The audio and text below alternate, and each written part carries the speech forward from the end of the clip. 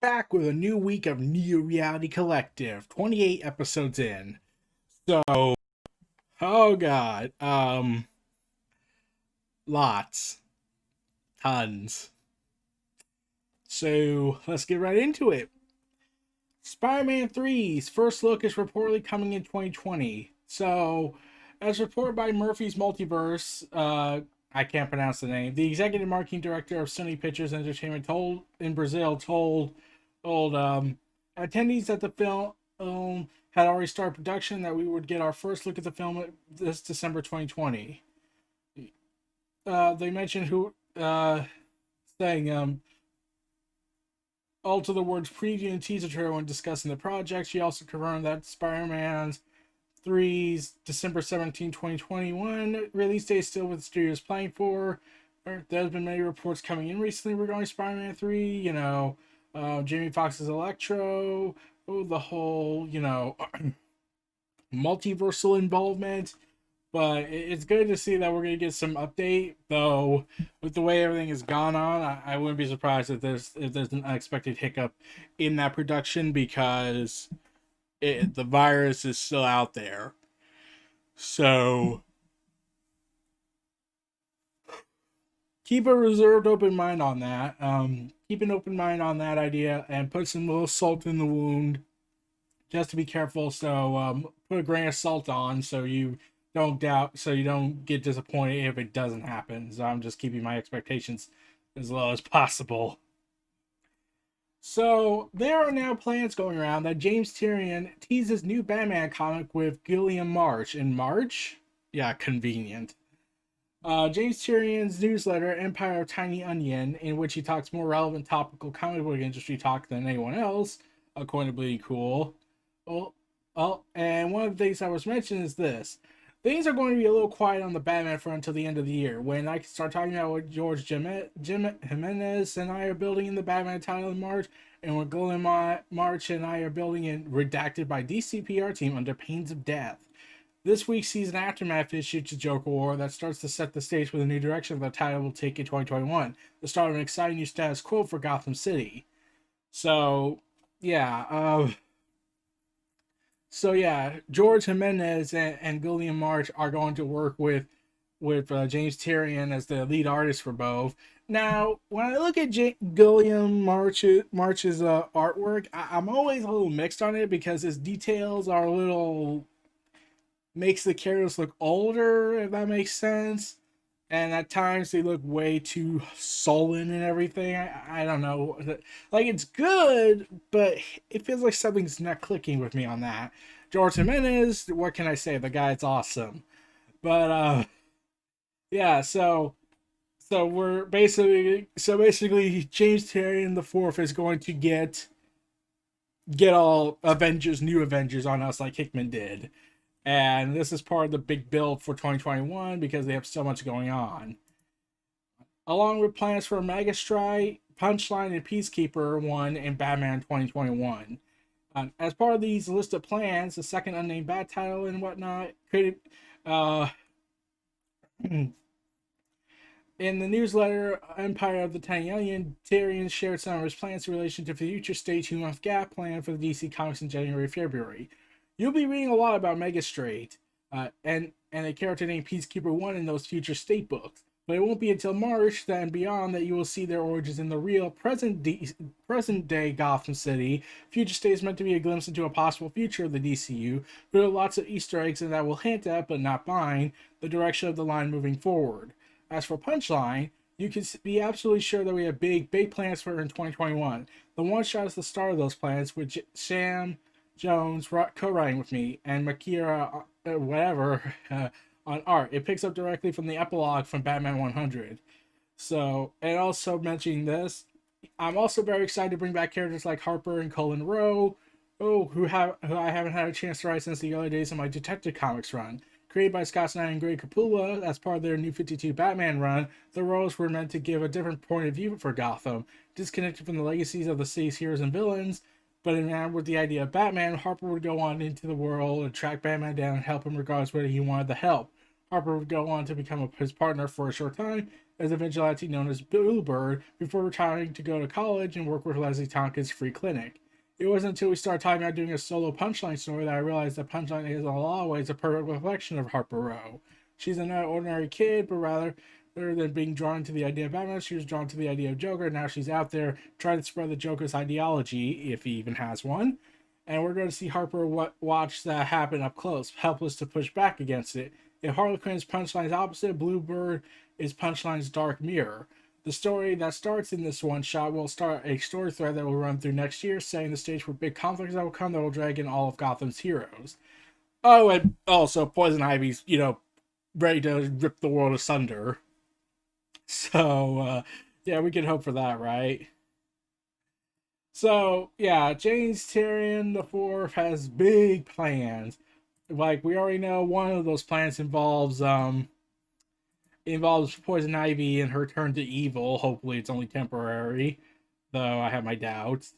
But once again, I don't want, like, I want Poison Ivy to be more of a conflicted anti-hero, and I also love her and Harley Quinn together. And since Dan DiDio's gone and certain people are gone, that seemed to suggest that was the key component leading to the editorial changes. Let's hope something happens, because they start bringing her up again and she showed up in Joker Warzone. So let's just hope what happens on that front. But again, I feel like considering in the cover of the War of the Multiverses, we see the pre-Heroes in Crisis Poison Ivy in the cover, very far in the background, and people were like, so does that mean there's going to be two Poison Ivies, one before Heroes in Crisis and one after Heroes in Crisis and after Harley and Ivy and Poison Ivy? And yeah, it's going to be interesting if they go that route.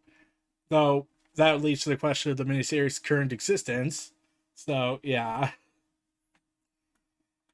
So DC Comics has announced they're planning to drop UCS comic distributors for Lunar and sets minimum orders. In the summer, as the shutdowns affected Diamond Comics distributors and many comic book stores, DC Comics chose to set up two new comic book distributors from their two biggest retail accounts, DCBD and Midtown Comics, both with existing extensive mail order operation. Lunar Distribution and USCS Distributions respectively distributed DC Comics when Diamond were not, and when Diamond returned to distribution, DC Comics dropped Diamond completely.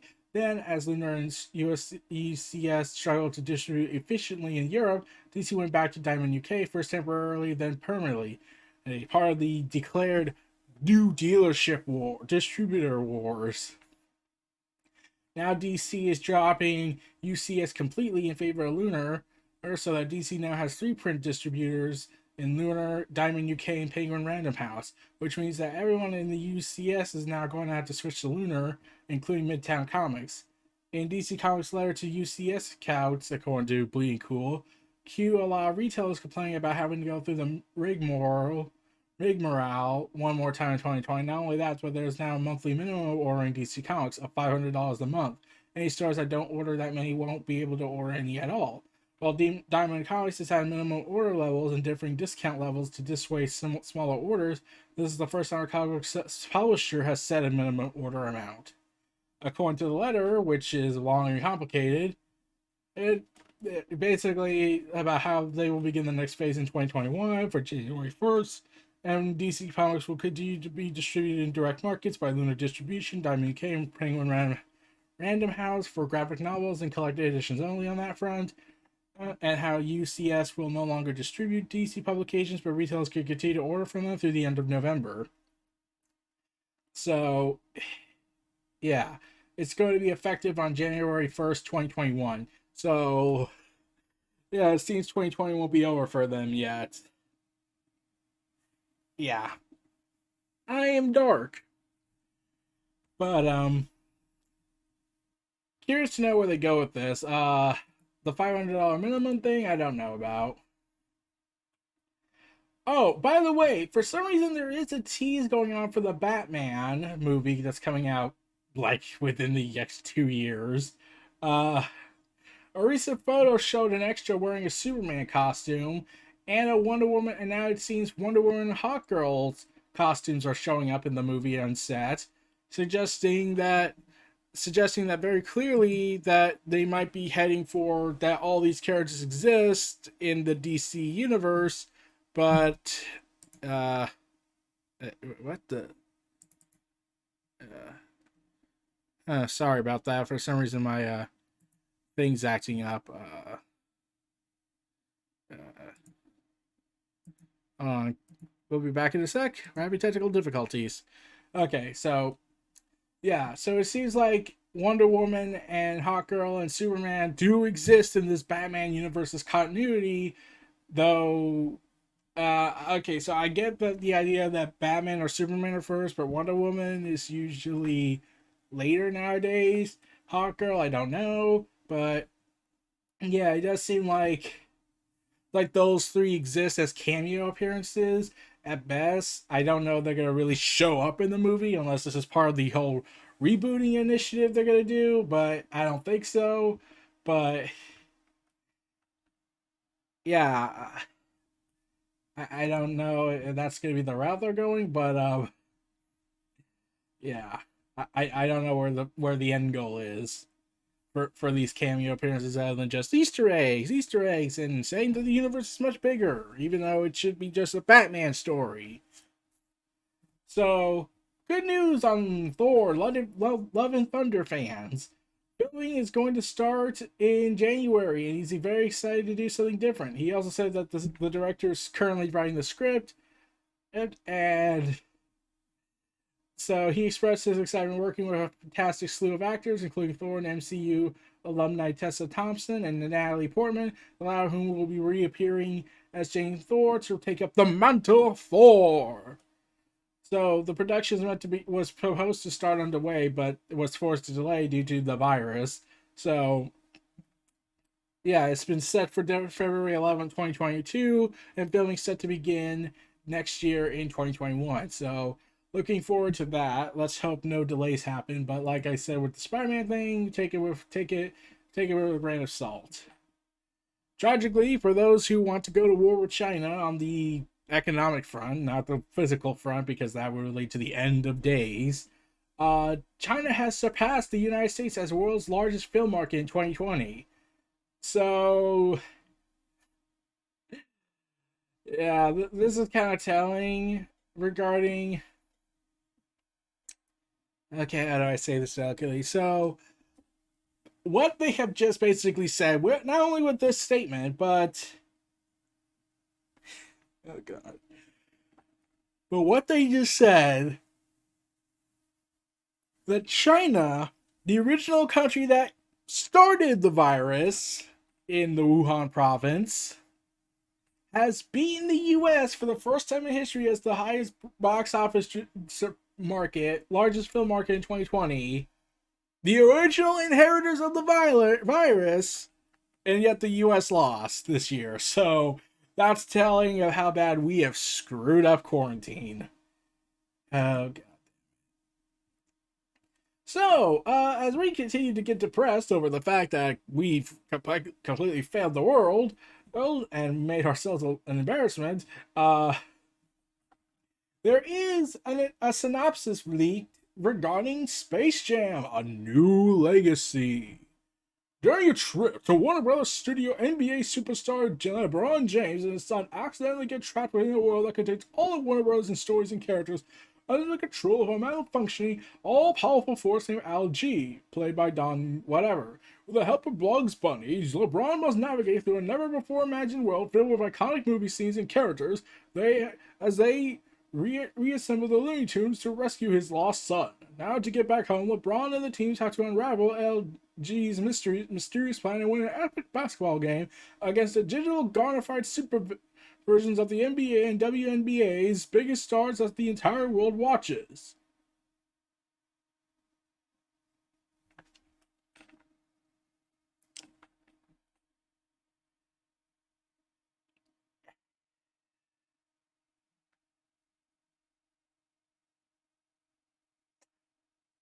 It This is set. This is a sequel, right? Because there's been no like I know this is just a synopsis, but when they mention in the synopsis, this takes place sometime after the Space Jam 1 and whatnot.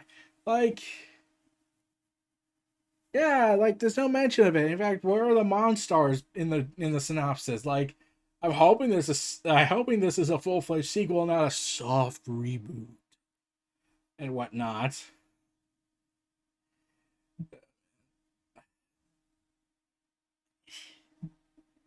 I'm confused more than angry, really. Just confused.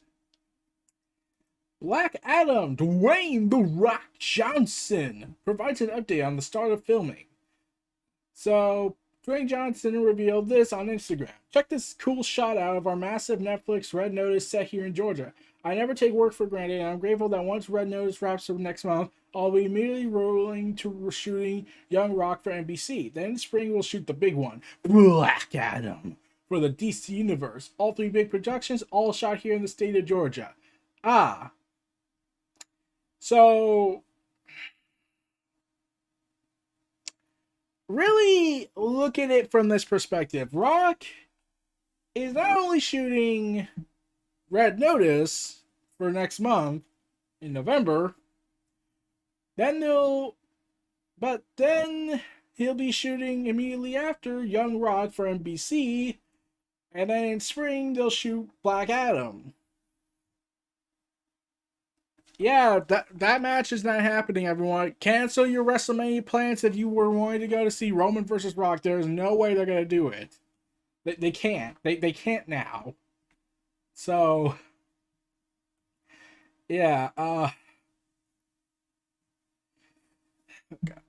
so yeah, everyone who had an idea for Roman versus Rock, cancel your plans. It's off. It's over, everyone. The insurance policies aren't going to make it even guaranteed to happen. And if Rock gets hurt by Roman or by wear and tear.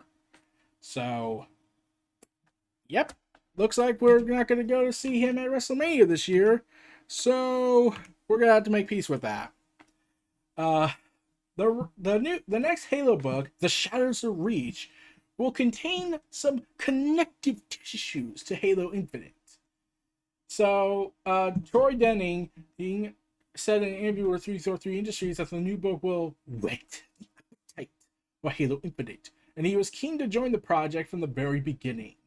When Ed asked me to write the book, the first thing he mentioned was that it would be a blue team novel with connective tissues related to Master Chief's role in Halo Infinite, and I was sold.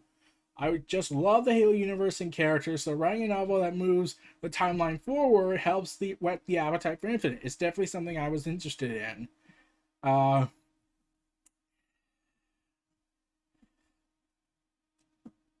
Yeah.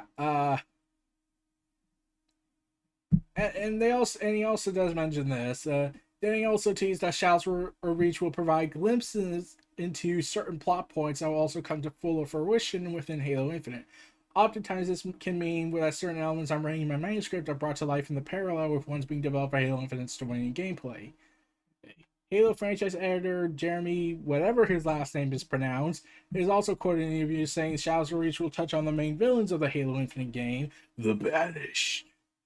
You should also expect further introduction to the Banished, the enemy which takes center stage as the main threat to humanity in both this story as well as Halo Infinite.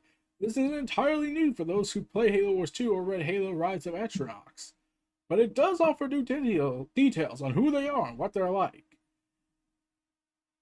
So they do mention this. While Shadows of Reach may connect to Halo Infinite, it is not requiring to enjoy Infinite, according to Microsoft. Okay, so I think we should finally bring up the elephant in the room. What the hell happened to the Created? Are they just gone? Are they dead? Like, and if they say it's in the books, I will be pissed. In fact, let's go to the Wikipedia, to the fandom site, because I am needing answers. I haven't looked at Halos in a month. The Created conflict, Halopedia. Okay. Okay, it's currently ongoing. Let's see. So Reach is apparently occupied, saying that they need to that in October 2559, Blue Team was sent to hunt down assets critical to defeat the Created to the defeat of the created in the ruins of Castle, a base of Reach. At the same time, Reach was occupied by an alien force. Oh boy, I wonder who the alien force is. But I'm just like, but what's the end goal? Like a Guardian captured Halo Installation 09, or as it's known as Anders Halo. I'm just like, so will she show up in Infinite? It's intercepted. No, we're not gonna bring that up yet. Okay. So yeah, no idea. So I'm greatly confused. At least it's not as complicated as the DC Universe timeline. I can give that credit. Bad news on the Halo front, though. Halo 4's PC beta test was delayed slightly. So the first public beta test for Halo 4 on PC through MCC did not launch on time. Unfortunately, we're not quite ready yet. Halo community director Brian Jarrett wrote on the Halo forums, as of this writing, the team has one remaining blocker to address before we congress the build to Ring 3 and send out Halo insiders to invite. We're close, and assuming this blocker can get resolved quickly without any further issues, we're hoping to kick things off next week. A blocker is a bug that is severe enough to stop the beta test from working as intended, Developer 343 says. When this bug is for Halo 4's phase, the team will get client ready for testers, but that being said, the beta version may still contain bugs since it's a work in progress version of the game, just not bugs that are as critical in nature. As for Ring 3, this pertains to the nomenclature for Halo Inside public testing program. Rings 1 and 2, meanwhile, are for internal Microsoft developers and some outside partners. So, yeah.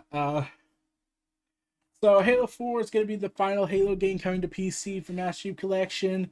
And I want my damn custom games browser. So then we can go to war in the castles.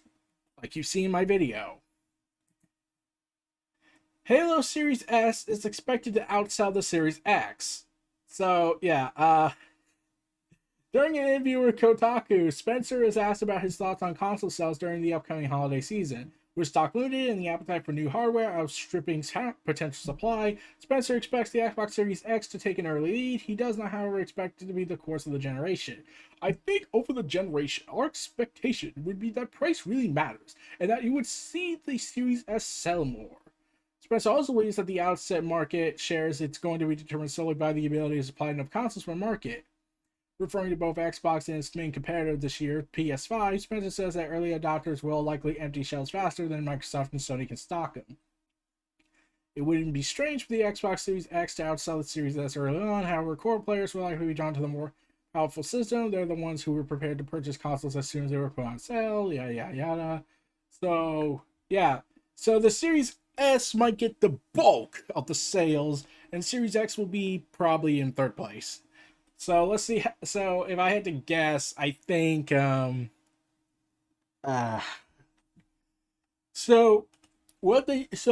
Series S has more of a chance since they're what $100 less than the PlayStation Digital version. So yeah.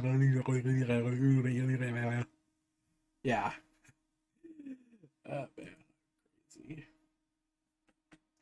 So yeah, it's part of that event. I'm looking forward to Series X and Series S and see how well they do. I am getting the Series X. I've mentioned that before, so look forward to me going crazy and spending $500 on that to get the most powerful console ever. Oh yeah! Oh yeah! So, Tom Cruise climbs over a car in new footage from Mission Impossible 7 set. So, this is AP Entertainment. When in Rome, Tom Cruise waves a fan in between shooting Mission Impossible scenes for the 7th movie, Mission Impossible, movie with Haley Atwell in Rome. When in Rome. And since he does some stunts, I'm pretty sure he's going to do something crazy. The Total War Saga Troy will add photo mode and Artemis this week. You'll still be able to capture shots of the RTS series take on the Trojan War. Now, let's see.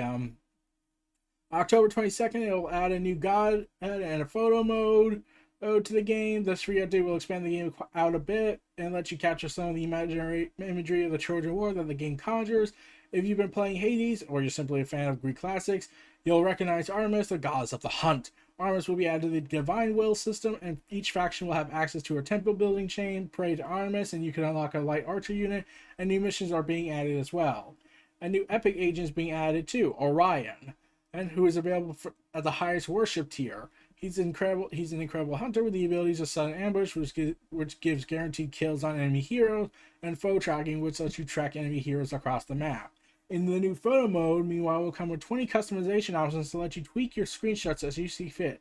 There are 4 main options to let you set up your shot: scene, camera, filters, and frames. It will contain all the usual options you expect in photo mode, including a range of frames and the ability to stamp on the game's logo onto photos. So, yeah. Photo mode, I don't use photo mode. I've only used it like several times. At least Kingdom Hearts made photo mode an essential when you have to look for a clue to get the secret ending. Yeah. I never could get all of them, but they're hard to find, I think. But at least there's a reason for photo mode on that front. Like, if you just want to make cool photos, that's cool, but I've just never been used to photo mode. So, oh god damn it. So apparently people, would-be data miners, tried to go ahead and get through the game and find information. And Treyarch apparently had preemptively planned this. Yes, we have planned this. So the screenshot...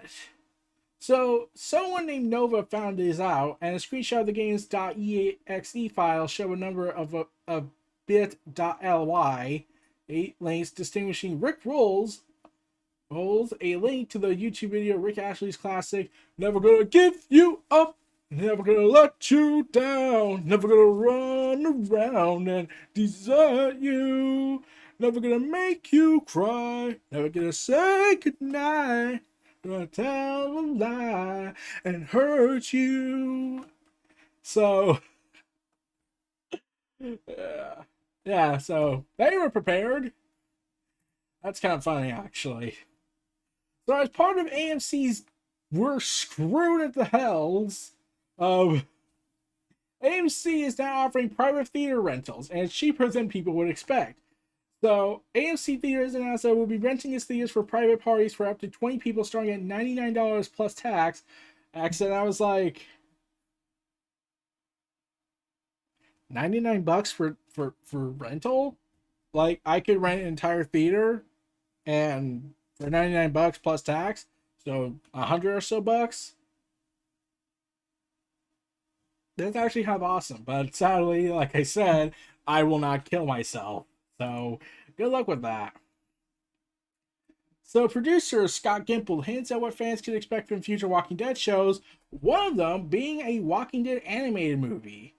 So Gimple goes so according to an interview on Hollywood Reporter, Gimple revealed that Tales of the Walking Dead might not all be live action.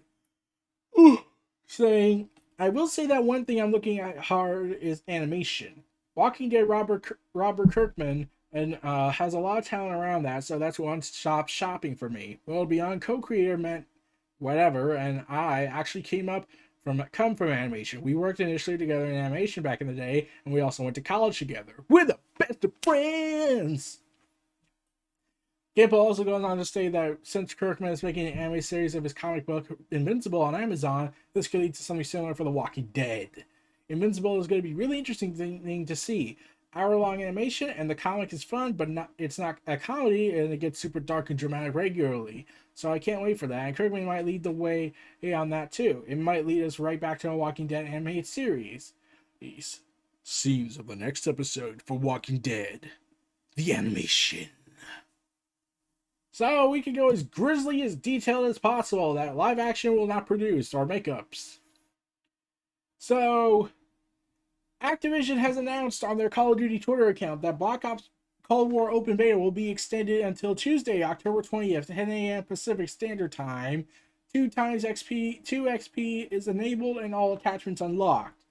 So run, flee to your consoles and waste time with a game that no one will likely care about.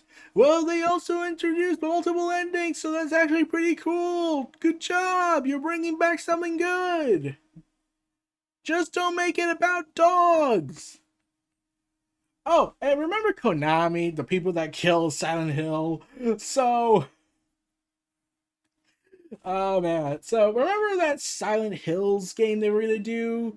And how Konami's saying that they will never see it the light of day? The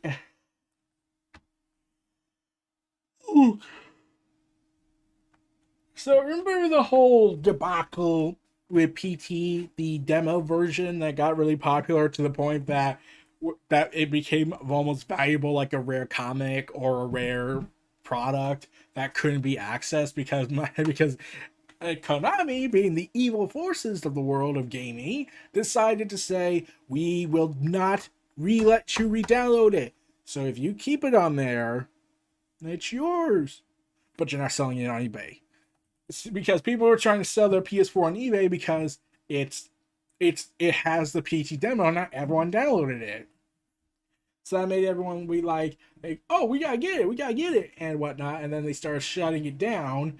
So, oh god. So yeah, and a prolific hacker, Lance McDonald, discovered that Lisa is behind you for the entirety of the game, and McDonald managed to step into the abandoned town itself in a follow-up video. Oh, and while fans still hope for a Silent Hill reboot, though Konami denied the swirling rumors of such a move back in March. And to be honest, I don't want them to take control of Silent Hill. Look what they did with Metal Gear Solid Survive. Like, you took Kojima's world and you smashed it with zombies. So, best not to do that. So GameStop announces that they are closing their doors on Thanksgiving and starting Black Friday deals earlier than usual. So, bar the COVID-19 pandemic, we can know that, and retailing is following the lead of other major retailers, including Walmart and Target, by announcing the stores will be closed on Thanksgiving this year. Since 2017, GameStop was open for around 3 or 4 p.m. in the afternoon on Thanksgiving Day to allow shoppers to start their Black Friday shopping early, so this announcement marks the return of GameStop's older practice of closing on holiday. Though not for noble reasons, that would be too kind. It's because we don't want to get everyone killed, even though we tried to earlier this year and failed miserably because of backlash and people refusing to do our jobs. But, we need to finally think with our conscience and our depleting money. What, you think Microsoft's going to save us? So they haven't revealed, it has not revealed when its Black Friday deals of 2020 will roll out. Oh, but it did say in the press that its biggest deals this season will be available earlier than ever before. So go check out your local sites and wait to see what pops up. So Back to the Future. So co-writer Bob Gale reveals the vastly different plans of how the film was going to open and end. So he revealed the idea was that DeLorean was nuclear powered. Literally, they needed to harness nuclear energy to send the time machine back into the future. Bob Zemeckis and I seen the Atomic Cafe documentary a movie called The Atomic Kid, which we pay homage to in the marquee of the Town Theater in 1955, one of the most perverse movies he's ever made. We were obsessed with the idea, hey, wouldn't it be cool if we could recreate one of those towns and blow it up? So we wrote this elaborate sequence in, and in the original version, the time machine was built into a refrigerator, which was a time chamber, and that was when Marty was going to be when the nuclear blast went off. They ended up scrapping those scenes because you guessed it, because of budget cuts. The studio asked for $1 million in cut, and was determined the idea of building an entire town, only to blow it up, was a good place to save the money. The clock tower sequence was shot comparatively less expensive black backlot. Over a weekend, we spent walking around a black backlot, going back and forth to our offices, and we came up with the whole clock tower sequence. The original idea's ending didn't get completely lost in time, however, as Gale pointed out that Back to the Future producer Steven Spielberg was inspired by it for the Indiana Jones movie Kingdom of the Crystal Skull. Well, in that, Indiana Jones survives a nuclear blast inside a refrigerator. We all know that. As for the original opening, Gale said that the studio asked for additional budget cuts after they parted ways with the first Marty actor, Eric Stoltz, and replaced him with Michael J. Fox. Due to this, they scrapped plans for an all-elaborate opening scene where Marty in detention and setting out fire sprinklers to escape. This scene involved a lot of logistics, and the set wasn't even finished, so the production team decided to go with the opening we all know and love, with a long tracking shot showing Doc Brown's laboratory. So, yeah, they wanted to blow stuff up. Okay, gotcha. Yeah, if I say this, I'm pretty sure I'm gonna get people pissed, but I've never watched the movies. Yeah, it should be right up my alley, but I just never watched them. So, remember the game The 13? Well, it will be available on PS4, Xbox One, PC this year. But you will need to wait longer for the Switch version 1. So the news has been announced alongside a release of a new trailer which focuses on the game's weapons, and it's been set to release next year. Here and what specific date and time frame, no idea. The days of the unknown. What took you so long? So, yeah, like this is like not the first major 2020 shooter to be delayed on Nintendo's console. A Switch version of Doom Eternal was delayed. So, and considering what happened with Microsoft buying Bethesda, it might never come. Especially after Phil Spencer says, well, they don't necessarily need to be on the other consoles to return a profit, right? Yeah. Good news for those who want to be critically depressed and hate-filled with your thoughts on anything involving wrestling. Dark Side of the Ring Returns has been officially renewed for a 3rd season. So, Vice TV has announced its renewal, and oh god.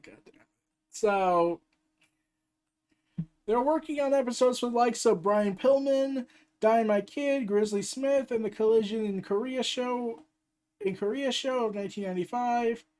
They've and previously claimed an episode of Nick Cage was in the works by David Arquette. Oh god. And I've jokingly said this, even though it would make most sense. They could be forever on the air making seasons worth of seasons talking about Vince and his demented illegal activities and his demented state.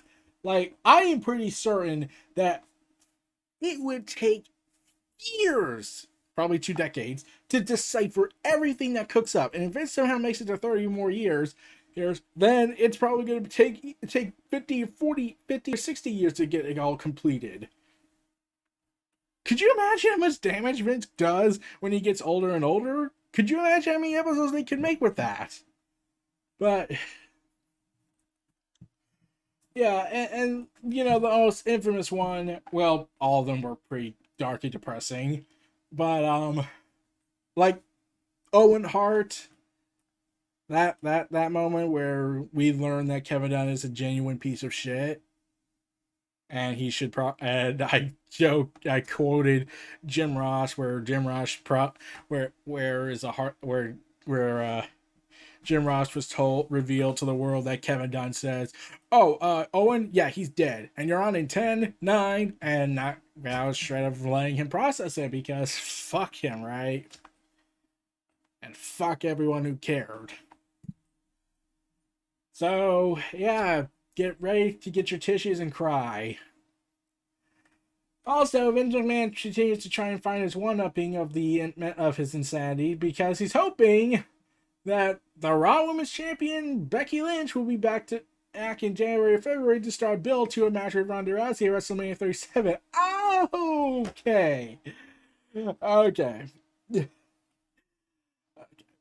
So you finally said, let's do this match, damn it. When there's probably not going to be either no fans or very little fans, and you have the balls to try and say, well, you see, I know they have a kid and coming on the way, but I want them back here with me. So unless I'm gonna pay for their kids to be taken care of while she's wrestling along with her husband to be, then I will be perfectly content.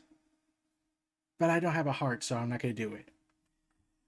So yeah, it's also been reported by Dave Meltzer that that Ronda Rousey is expected to wrestle at WrestleMania 37, and is also seemingly preparing for a return as she's been training with James Storm and Teal Piper in recent months. Once again, what took them so long?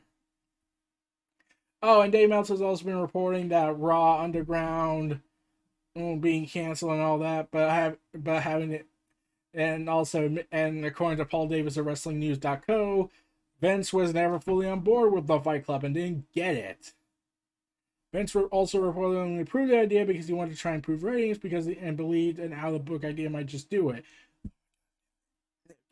Okay. Vince, allow me to point this out. This is the Eric Bischoff logic. Remember when WWE started promoting more of the women because of Sable and all that craziness that ensued with her, like Playboy and everything? Now, let's take a look at that. What did Bischoff do? Did he make his own women's division? Well, he had one at once and then stopped. And I don't know what happened to all the women wrestlers, but yeah, they never really expanded on it afterwards. And then when the women performers in WWF were happening, he just said, "We'll just have the Nitro Girls do some dancing and acrobats and in the in between hours thing," and that's it. That's it. That's all they did. So what Vince was So what was essentially said that Vince was like, I need to up the ratings. Okay, so I have this idea for a Fight Club in WWE format. A shoot style fight. You got it. We need to boost ratings up, damn it. I mean, don't you want to hear my long-term plan? I'm like, I have a cool end goal here. I mean, okay, so this is my end goal game here. It's like, no, damn it. I don't want to hear any end goals. Oh, I just want to sound like I'm a genius, but not really. Because I am a genius, damn it. So, yeah, there was no end goal. Oh, and remember the hacker gimmick? Yeah, remember the hacker gimmick that was never really ever addressed ever again for months? Uh, Yeah, they're finally planning to reveal the SmackDown hacker on Raw and reveal that yes, the past storyline wasn't planned to be a focal point of the Retribution angle, but it being mentioned on the Raw brand was pitched as a way to so the company could tie up loose ends. So what they said was, oh, the hacker gimmick. So so this is the thing I said, and I pointed this out that WWE wasn't smart enough to think this through until way later, probably. That maybe the hacker gimmick was actually a secret prelude to the okay. Oh god. So yeah, I laughed at that to myself when I realized, oh come on, even I'm giving them too much credit. Now they've realized, hey, we were originally going to do Mustafa Ali as the hacker, right? And it was confirmed by Dave Meltzer, previously noting that yes, it was going to be the harder 205 Live as the mysterious hacker before the storyline was dropped. And then they said, well, we have this plan with Mustafa Ali. We got nothing else to do with Retribution as a dying angle, so we got to bring him back in. So let's just tie up the loose ends with the hacker. And I was like, so they're finally addressing a tie up the loose ends that they broke. Oh, God. Look, I'm just glad they're addressing the storyline in continuity for once. I'm like, it's a start. I'm like, we can't have all Bray Wyatts running around writing the show as much as we wished. Also, AJ Styles is apparently going to have a bodyguard. So Vital Select reported that Jordan, what's his name, has been pitched as the two-time WWE Champion's bodyguard or enforcer. If the idea has gone past its initial stage, however, is currently unknown. So, who's he again? His first appearance was he's the Giant Ninja at Backlash. Oh, god damn it. And then he's the bouncer from Raw Underground. Yeah, I don't know anything about him. So why does AJ Styles... Wait, in fact, why does AJ Styles need a bodyguard? I get if they establish a reason, okay, fine. But it's like not like Shawn Michaels, who was an arrogant insurance policy and had a title he had to protect and was desperate to keep it. but what does Styles have? His name? Um, like if Styles had a belt, I could get the insurance policy, but yeah, um,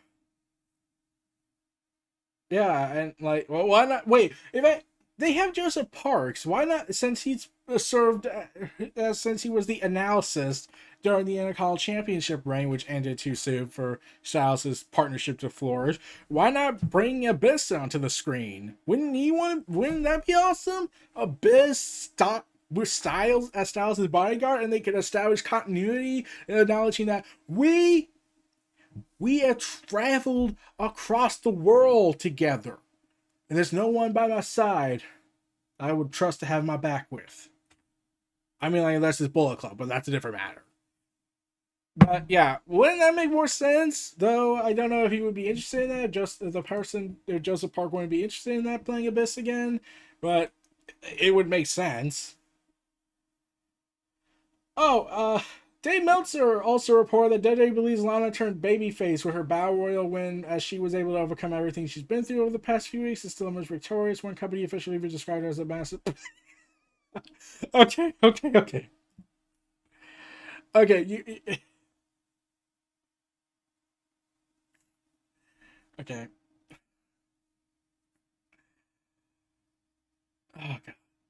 Like they've been trying to make her a face.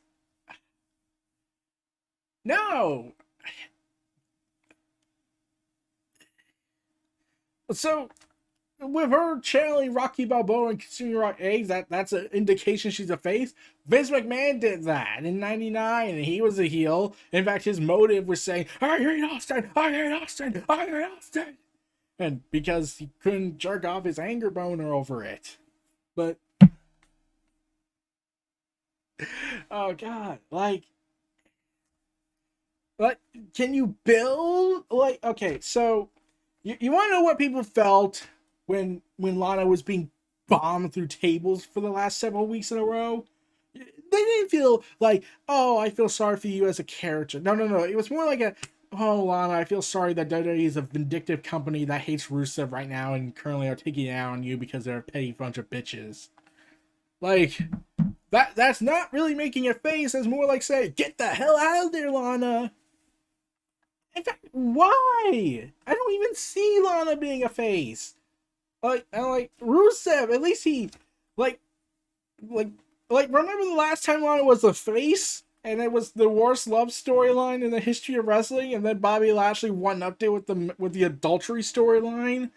You know, the worst love story since Twilight.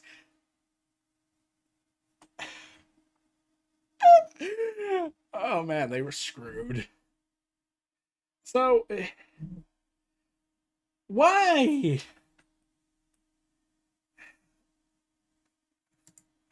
I don't get it. So, remember Goldberg? Yeah, the guy who blatantly used his charity to beat the Fiend because he can't imagine ever putting someone over for the right reasons, and instead of being a selfish person. So, remember how he was supposed to show up at the Thunderdome? Well, he didn't show up at the Thunderdome per se. He showed up in video, which to give SmackDown a ratings boost during its premiere episode, and to kick off a potential build-up for the feud in the run-up to WrestleMania 37. And yeah, we know the viewership didn't happen. WWE sources also told Inside the Ropes that Vince McMahon couldn't care less. That's what anyone thinks about him using Goldberg, and the boss believes Goldberg seems still his value in 2020. Yeah, that may be true, but when your stories are coming out that Goldberg is a unrepentant jerk who used his charity and his superhero image with kids and who want hope and everything to try and bury one of the hottest acts in wrestling of the year because he can't put him over for selfish reason. Like, if this was Vince wanting to put Goldberg over the Fiend, then yeah, then everyone will say, oh, it's Vince's fault. But no, it was publicly revealed in multiple reports that Goldberg used his politics and his charity to put himself over The Fiend. They were going to go with The Fiend beating Goldberg, and we could have gotten Revenge versus 17, the perfect marquee matchup that could have main evented the shows on either night. But they said, nope, we're not doing that. Because Goldberg wanted to be selfish and ruin his reputation to take the lives of children that look up to him to give himself a month-long title run so he doesn't have to put over an evil person.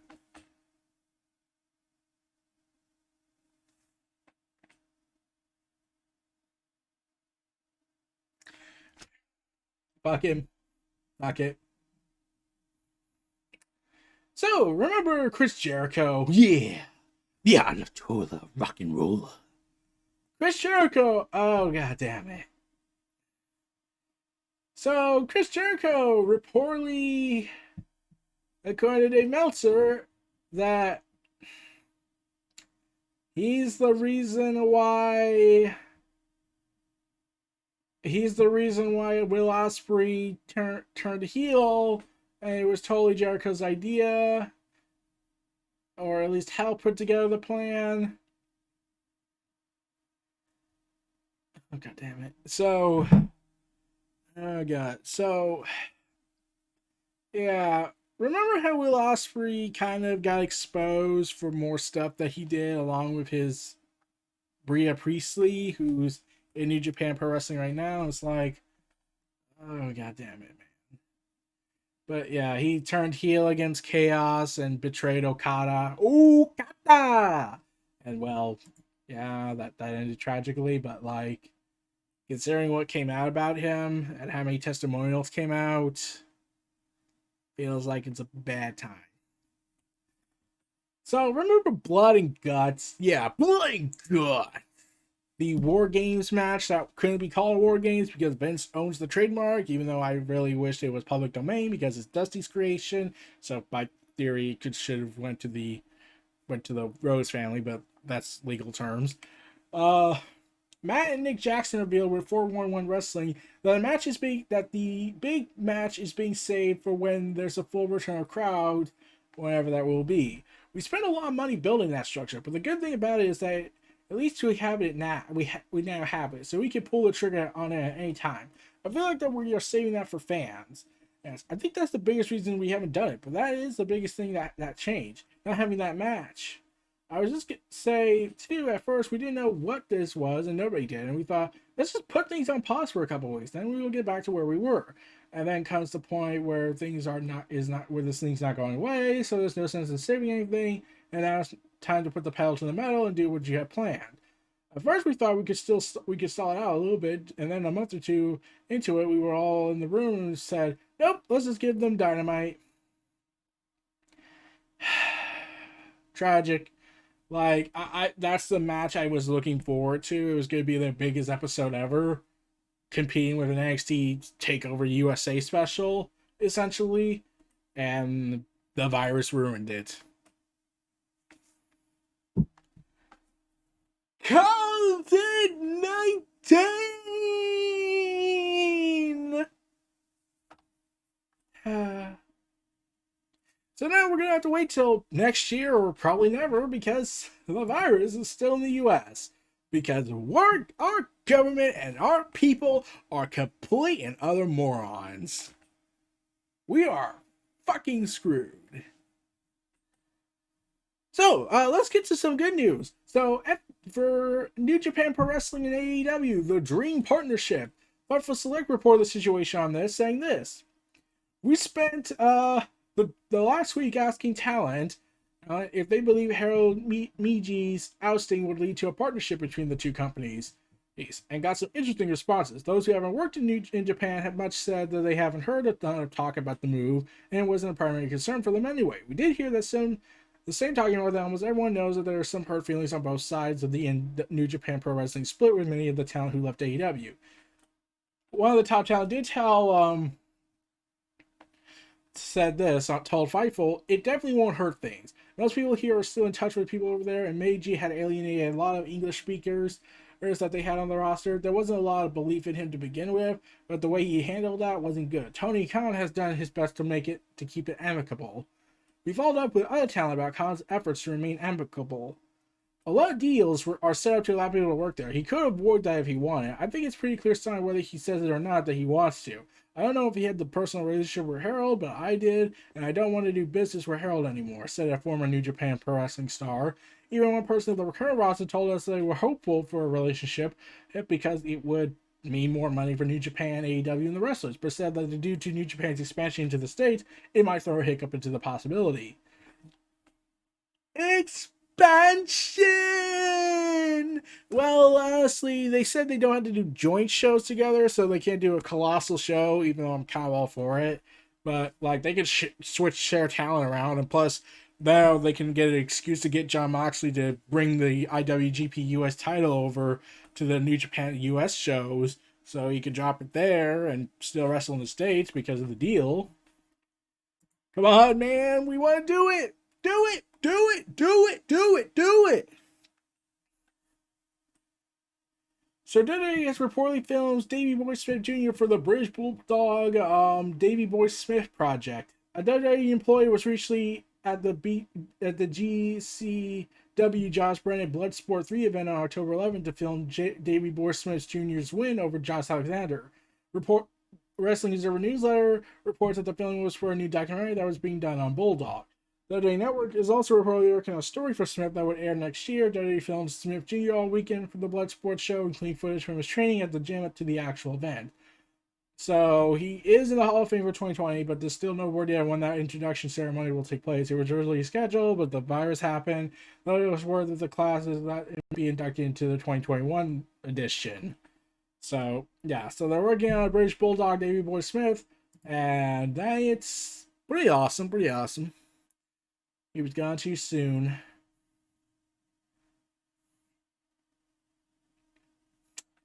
So, WWE has filed trademarks on October 14th, according to records from the United States Post Patent Trademark Office.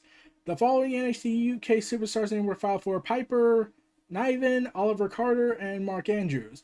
WWE also filed trademark for Dominic, which would be the ring name for Dominic Mysterio. This comes from after they filed Dominic on October 13th, which was noted over the weekend. On a related note, WWE was denied recent trademark filings for Pete Dunne, Dugulak, Tony Nese, and Just Us. Okay. WWE has 6 minutes to clarify whether the names in the trademark identify to a specific living individual, and if so, written consent from the individual. If the name filed for does not identify a particular living individual, WWE must submit a statement stating that. Okay, can they just own their goddamn names? Like, I don't believe that. Like, what's the WWE if Pete Dunne left and they have his name? What are they gonna do with it? They're just gonna have it float around? Like, they keep the alumni names, but like the wrestlers still wrestle outside of their promotion with their previous wrestling names if they got the trademark. Yeah. So Lillian Garcia. Remember Lillian Garcia, the world's most famous ring announcer for WWE? Well, she has announced that she launched her Chasing Glory podcast on Podcast One in July 2017 because virtually every former WWE wrestler or performer in wrestling's world starts a podcast out of nowhere. She's announced that her show Chasing Glory will appear on the WWE Network, all beginning on October 26th, this future Monday. Woo! I haven't seen the podcast, so I'm probably not the best person to talk about that.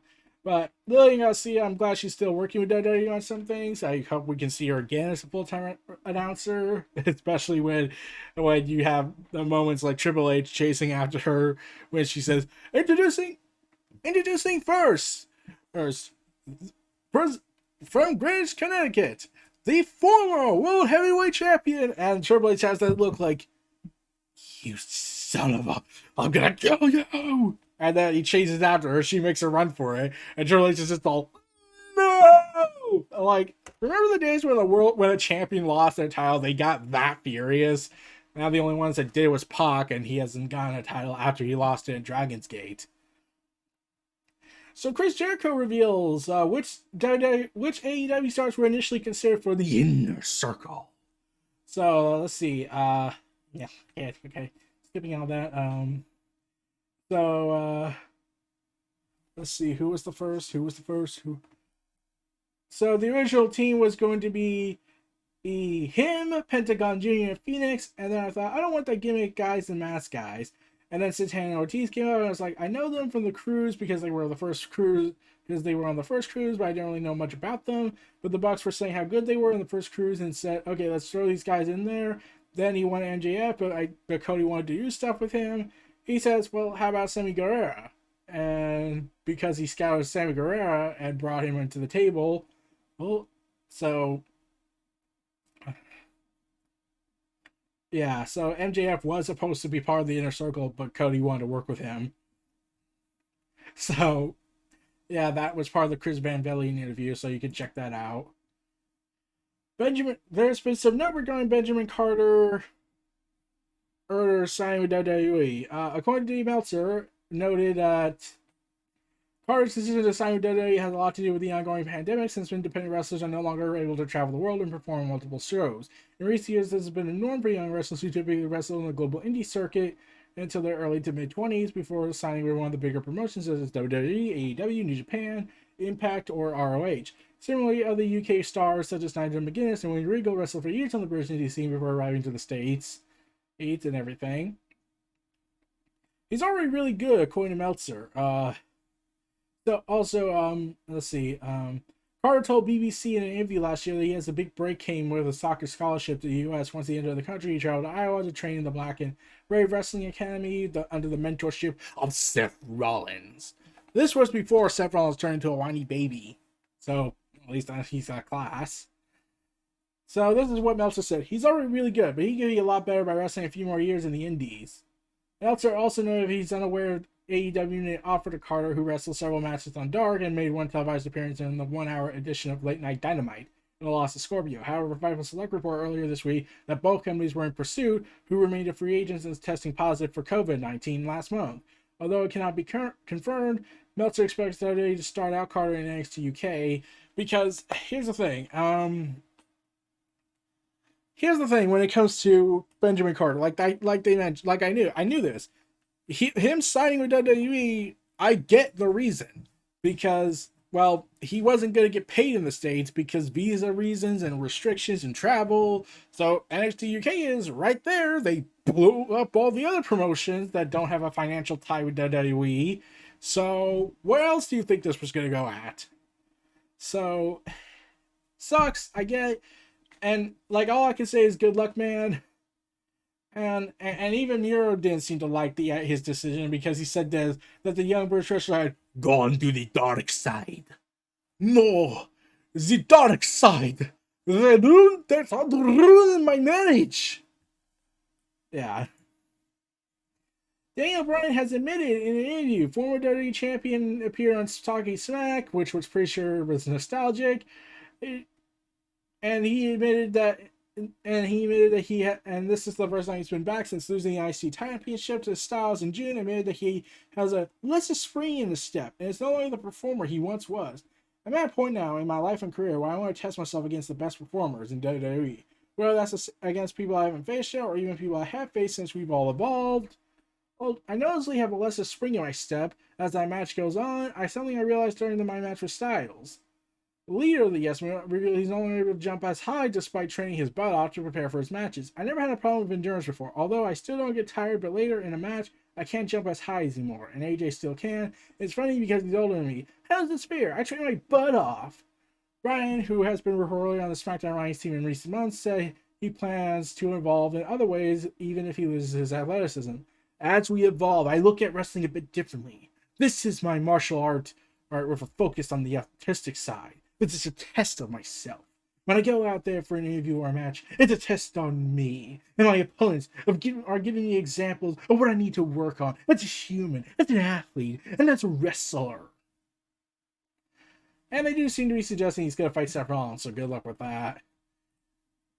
Oh, and by the way, on the recent AEW Unrestricted podcast, FTR revealed that from that when they first about the first time they asked for the release, which was, let's see, January 19th. Okay, 2019. So after that, they said from that point on, they were thinking about what they do after WWE. However, they do reveal that they were very insistent on it. Basically, so they requested the release in January of 2019, but Hardwood also revealed that they requested the release this year, or on January 1st, but Hardwood revealed that they were asking once a month for their release. He also noted that they had tried to start fights with producers and writers, telling a story about calling out a writer for a bad promo he had to read. Oh, goddamn. So you basically intentionally try to piss everyone off to get them to out. Like, props to you guys. You took the Daniel Bryan's I don't give a damn attitude he was displaying when he was running Talking Smack. But if Vince wouldn't fire Daniel over that, what do you think he was gonna what? Even though he hates you guys' guts, that's because you are professional wrestlers, not goddamn sports entertainers. What, you thought he was gonna say yes? Unless you gave him something he wanted. Like, yeah, like basically they tried to start fights and got so desperate and like annoyed Vince. Like, this reminds me of when Bayley and Sasha Banks were begging and annoying Vince to the point that he was like, "God damn it, I'll give you your women's tag team belts. Titles, I mean, belts make me offended." And, you know, then he broke his promises to them, and then Sasha Banks disappeared for a while, and yeah. Oh, God. It's just insane. This is how far people have to go to get out of here. They're willing to start fights. They're willing to make lies about someone. They're willing to piss everyone off. They're willing to piss off Vince and whatnot, just so they could get the two words they want: "You're fired." Like, they could, like Cesaro cut a promo back in 2014, how he was saying it was supposed to be his year, and it was revealed that was a shoot. He wasn't supposed to do that. And now I'm thinking to myself, when I look at that, it's like, look, Vince hates Cesaro's guts because he's a professional wrestler, not a sports entertainer, and he won't release the guy, and he still doesn't have a world title under his belt. What makes you think, unless you give him something he wants in exchange for your freedoms, and what can Cesaro offer other than his name?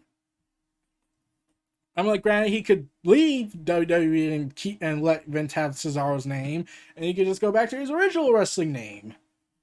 So, either way, he doesn't lose. So, yeah, that's it for all the news of this week, of this Monday. And, oh man, it's going to be fun. It's going to be fun. And also, Jake Hager's set to make an MMA return, So, yeah, this was Monday's edition of Neo Reality Collective Pop Culture News Talk. This was Neo Reality Entertainment. So if you like, comment, subscribe, and donate, stay tuned for more. And I'll see you all next time. Take care, everyone.